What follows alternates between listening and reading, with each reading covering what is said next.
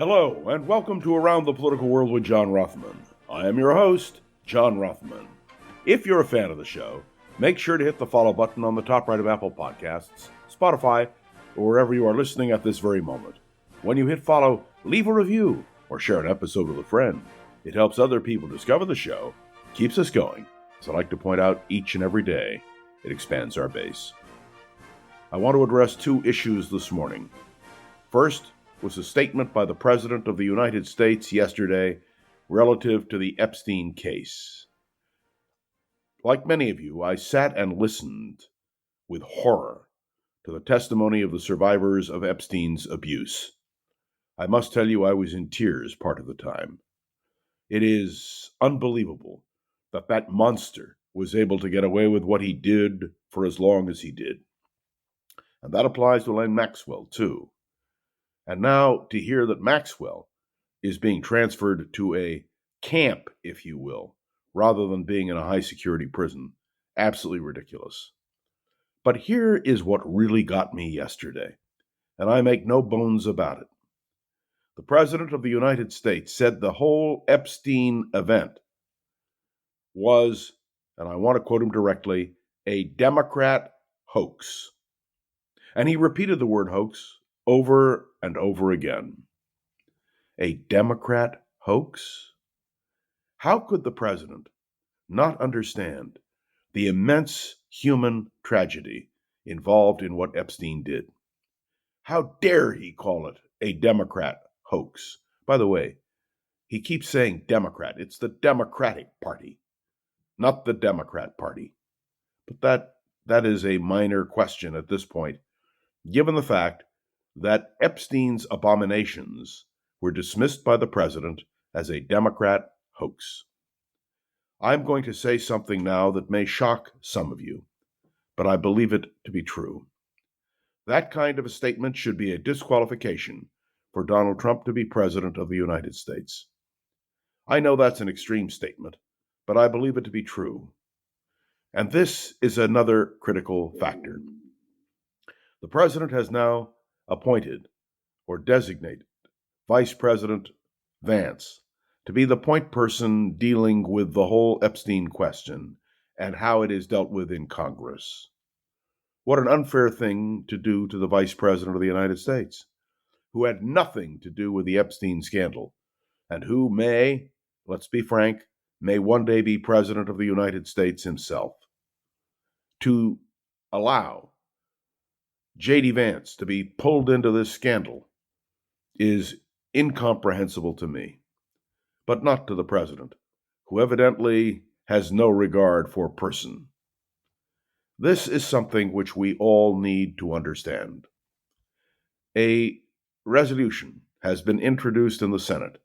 It is called a discharge resolution. If enough votes can be achieved in the House, because that's where this all starts.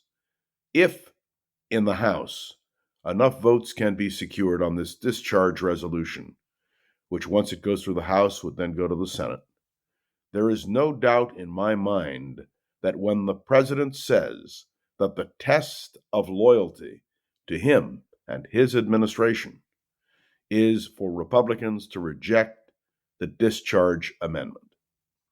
That's right. This discharge statement is critical because it will then put on record the House and subsequently, I believe, the Senate to release all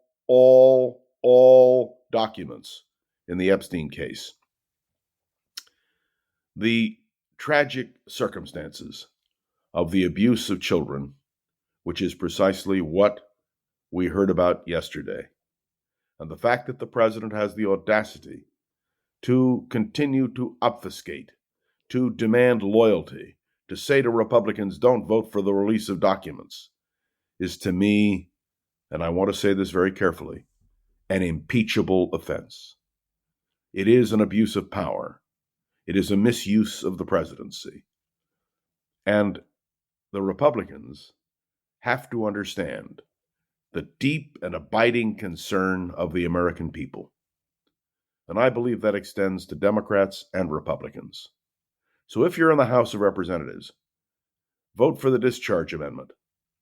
And if you are in the Senate, get ready, because if that passes, you too will be on the spot.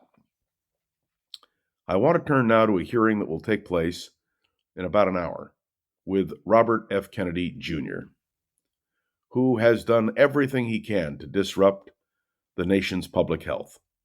That's right.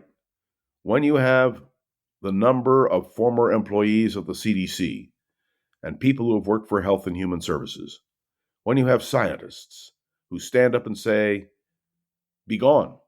What you're doing is dangerous to the country," and you can see the ripple effect. Look in Florida, where the person who is the Surgeon General for the state of Florida is now saying that he is moving to eliminate all vaccines from Florida. And that applies particularly to schools, to school kids.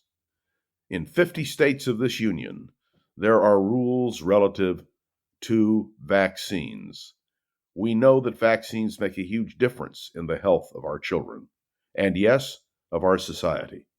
And yet, the Surgeon General of Florida has decided that he will move, along with the support of Governor DeSantis, to eliminate the vaccine requirement. We now face a public health crisis in this country, and there is no doubt that the limits on those who can get the COVID vaccine, the idea of eliminating in one particular state all vaccines for children, is nothing less than a crime. Let me say it again. I believe this is a crime. And the American people and the people of Florida have to address this before, and I want to measure my words, before it is too late. Do you understand? We face an existential crisis.